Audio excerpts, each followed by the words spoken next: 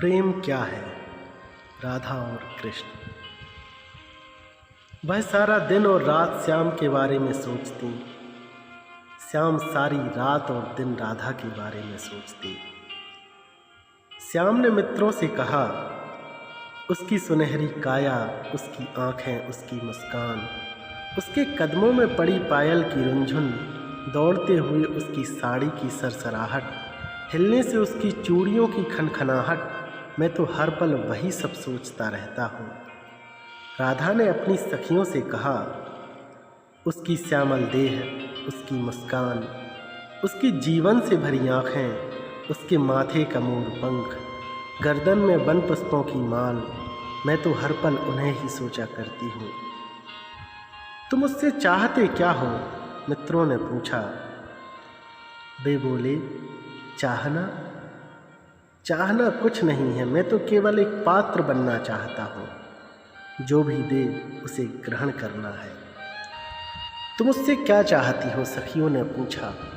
चाहना कुछ नहीं, मैं तो वह कल्प वृक्ष होना चाहती हूँ जो उसकी हर इच्छा पूरी कर सके। बसंत में तितलियों को देख राधा श्याम पर रंग डालती और अपनी पिचकारी की मार से उन्हें भिगो देती। गर्मियों में वे उन्हें चंदन का लेप करती, क्योंकि श्याम गर्मी का ताप नहीं सह पाते थे। सर्दियों में श्याम राधा का आलिंगन कर लेते, क्योंकि वे सर्दी सहन नहीं कर सकती थी। वर्षा ऋतु में वे गुफाओं में और वृक्षों तले भेंट करते। जब राधा नदी पार करना चाहती तो श्याम केवट हो जाते।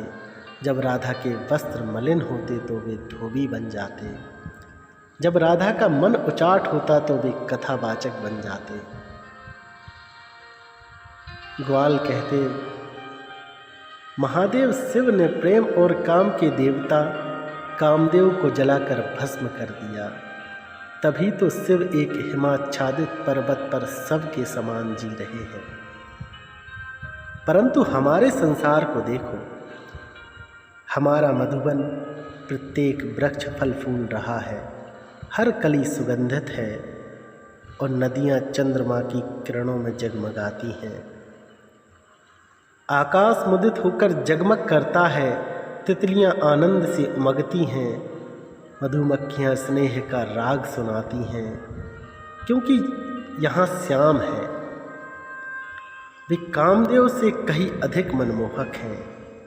भले ही उनके पास प्रेम जागृत करने का बाण नहीं, पर उनके पास अद्भुत बंसी है। इस जगह रति नहीं परंतु राधा है। काम की आवश्यकता नहीं, हमारे पास कान्हा है।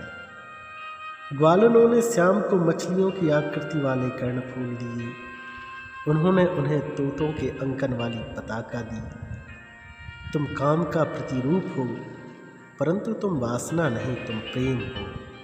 तुम कुछ पाने नहीं, देने आए हो। तुम कुछ लेते नहीं, तुम कोई स्वामित्व नहीं रखते, तुम किसी को नहीं बांधते।